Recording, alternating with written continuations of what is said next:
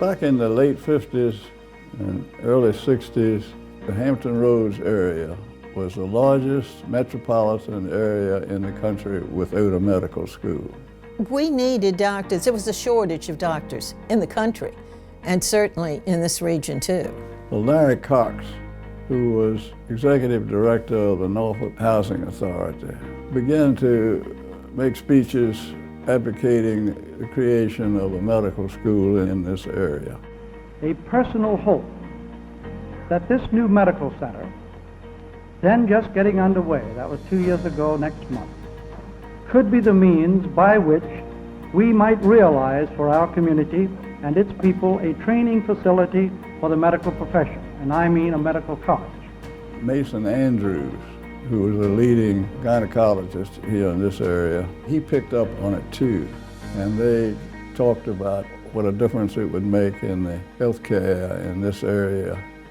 When anyone had a serious illness, you either had to pack up and go to Duke, or you had to pack up and go to UVA, or you had to pack up and go to MCV. And if that wasn't available, you had to go to Hopkins in Baltimore. And that's what Mason had seen, and he wanted to ensure that we were going to have doctors here and educate them and see if you could keep them here.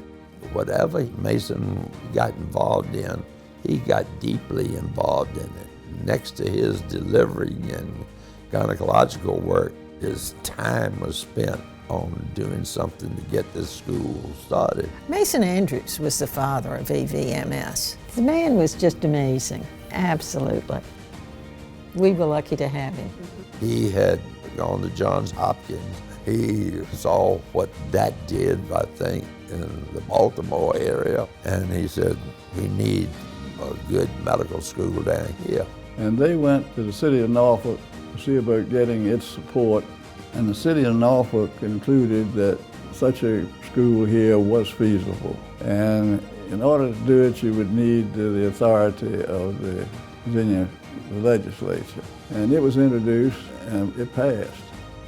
The state did not support a private medical school. It was going to be a never-ending fight for money. We ended up having quite a difficulty in raising money, both for the medical school and other needs. Norfolk indicated that they would financially support a medical school, and approaches were made to the adjoining cities. It was a getting together of citizenry in the Tidewater area. It was amazing, the response that this community and the surrounding communities gave to this concept. You could see that it was a joint effort to make things work. It was founded by the cities and the people of the area. And it worked because of the fact that every city had a common need. Health care for their citizens, quality health care for their citizens. It had taken them about 10 years to get this thing really off the ground and a reality. It is just very difficult to put it all together. Oh my gracious, have I seen it grow.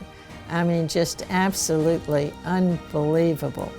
With what I have seen it grow into, it's going to be one of the best medical schools anywhere around. I think it's a very important organization in this community, one of the most important. Most specialties, nearly all specialties, are covered here now. To have a facility like this medical school, to know that you really are living in an area where the cutting edge of medicine is developing, and that's what this school has brought about to the community.